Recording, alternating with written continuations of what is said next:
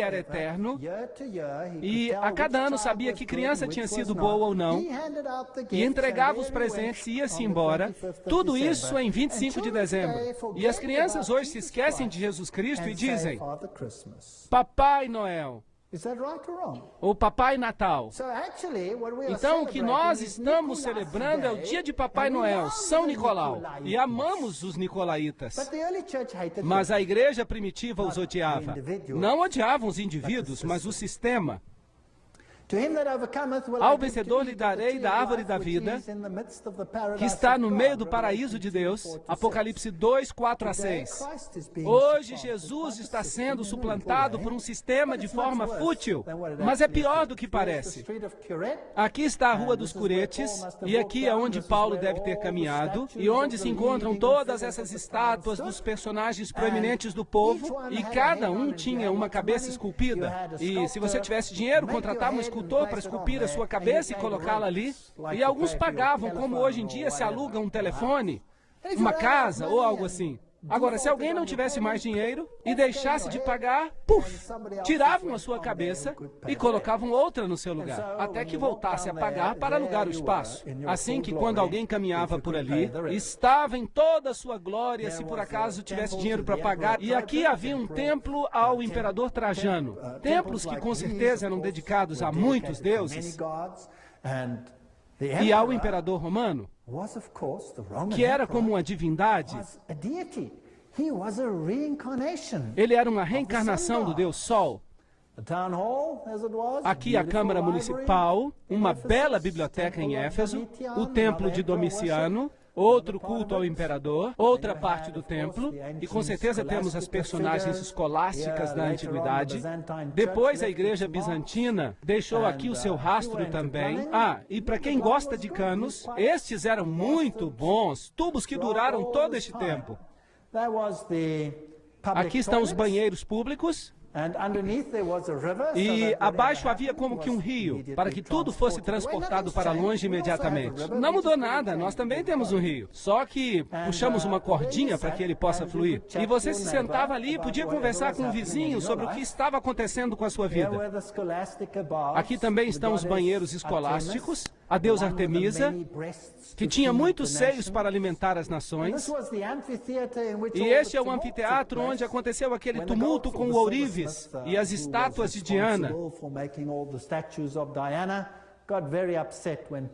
Ficaram nervosos quando Paulo pregou acerca de um Deus diferente.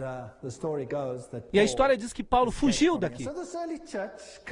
Assim que esta igreja primitiva, digna de elogio, se fixou no caminho e tinha o discernimento entre o bem e o mal, e não permitia a infiltração do paganismo na sua igreja, eles discerniam o que era correto e incorreto. Jesus era o centro da sua religião.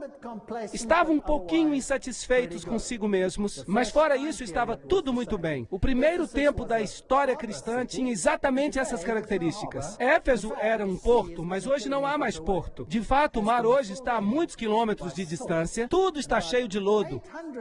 Aproximadamente no ano 800 depois de Cristo, deixou de ser um porto. E esse é um fato interessante em termos de tempo e evolução. Hoje em Éfeso você pode ver que Roma levantou uma estrutura que foi aparentemente vista como o lugar onde viveu Maria, porque João viveu em Éfeso e Jesus disse, aí está a sua mãe, e ele recebeu Maria em sua casa em Éfeso. Mas isso tem sido determinado como falso. De qualquer forma, é aqui que muitos vêm adorar aos pés de Maria. Todas as religiões vêm aqui. Católicos, peregrinações de protestantes, até nações islâmicas vêm a este lugar em particular. Bem, o próximo período de tempo é Esmirna, desde o ano 100 depois de Cristo até provavelmente 303 depois de Cristo, porque esse foi um tempo de tremenda perseguição. A palavra mir está inclusa na palavra Esmirna e significa aroma doce, um aroma de sacrifício. Se considerarmos a cidade em si, havia ali um santuário à deusa Nêmese. Policarpo foi o seu primeiro ministro e ele foi martirizado. Interessante. E nessa representação vemos os 10 dias de perseguição. A Bíblia diz que devemos tomar 1 ano por cada dia. Houve algum período na história da igreja em que eles foram perseguidos por cerca de 10 anos? A resposta é sim. Houve um imperador chamado Diocleciano que decretou um período muito intenso de perseguição e terminou no ano 303 depois de Cristo.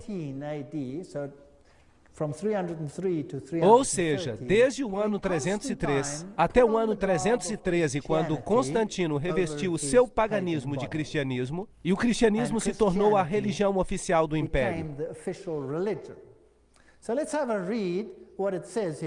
Então, leamos o que diz aqui, acerca da igreja em particular. E ao anjo da igreja que está em Esmirna, escreve, diz o primeiro e o último, o que foi morto e reviveu, eu conheço as tuas obras e tribulações e pobreza, assim que estavam passando por tempos difíceis. A igreja primitiva cresceu rapidamente e as coisas iam muito bem, até que a nova religião começou a desafiar a religião oficial.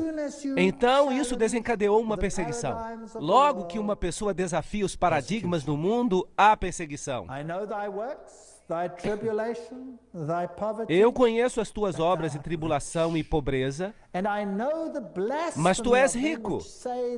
E a blasfêmia dos que se dizem judeus, ou seja, cristãos da igreja primitiva, porque eles usavam as palavras judeu e cristão intercambiadamente, mas não são e são a sinagoga de Satanás, de tal maneira que há 2 igrejas neste mundo, aqueles que representam a Deus e a seu Filho, e aqueles que representam um outro poder. Então esta igreja recebe um elogio aqui. E não há repreensão, nenhuma, em absoluto. Nada temas das coisas que hás de padecer. Eis que o diabo lançará alguns de vós na prisão, para que sejais tentados, e tereis uma tribulação de 10 dias. Aí temos um período de tempo mencionado de maneira particular, a perseguição de Diocleciano, que tomou lugar durante este período. Ser fiel até a morte e dar-te-ei a coroa da vida. Aí está a promessa de restauração. Quem tem ouvidos, ouça o que o Espírito diz à igreja. O que vencer não receberá o dano da segunda morte. Interessante esta teologia. Vamos falar dela nas próximas conferências. Apocalipse 2, 10 e 11. Portanto, aqui está uma igreja que não recebe repreensão. Só há elogios. Isto é desejável. Mas o que tiveram que passar para não ter nenhuma repreensão? Perseguição. E sobre os tempos de perseguição, se nota que a escória se separa. O que acontece durante o período de perseguição é que aqueles que são conhecidos apenas pela forma da religião, eles ficam para trás. Porque se torna muito doloroso fixar-se apenas à forma. Então eles se dão por vencidos. Portanto, se em verdade querem manter-se firmes durante o período de perseguição, mais vale que estejam bem fundamentados na rocha, mais vale que saibam aquilo no que acreditam. E é por isso que o livro de Apocalipse é muito importante, porque nos avisa que virá um tempo de angústia o qual nunca houve. E é bom que estejamos seguros daquilo em que cremos, para estarmos firmes durante esse tempo. Então, será que houve essa perseguição? Será que alguma vez existiu esse Diocleciano? Bem, eu vou levar vocês de volta à cidade das Palmas, Palmira, com esta grande rua de colunas romanas, como vimos na conferência anterior. E aqui estão as pilastras do templo de Bel, ao fundo, e esses grandiosos arcos. E enquanto você percorre a cidade, você chega a esse letreiro que diz acampamento de Diocleciano. Interessante. Portanto, esse imperador tinha o seu acampamento e os seus soldados aqui, de onde ele dirigiu a sua perseguição à igreja primitiva. Muito interessante. Essa perseguição purificou a igreja de todos aqueles que se apegaram ao pão e ao peixe. Mas aqueles que se fixaram à rocha Eles foram elogiados. De modo que este era o grande acampamento de Diocleciano, e a Esmirna moderna se chama Izmir, uma cidade bastante moderna.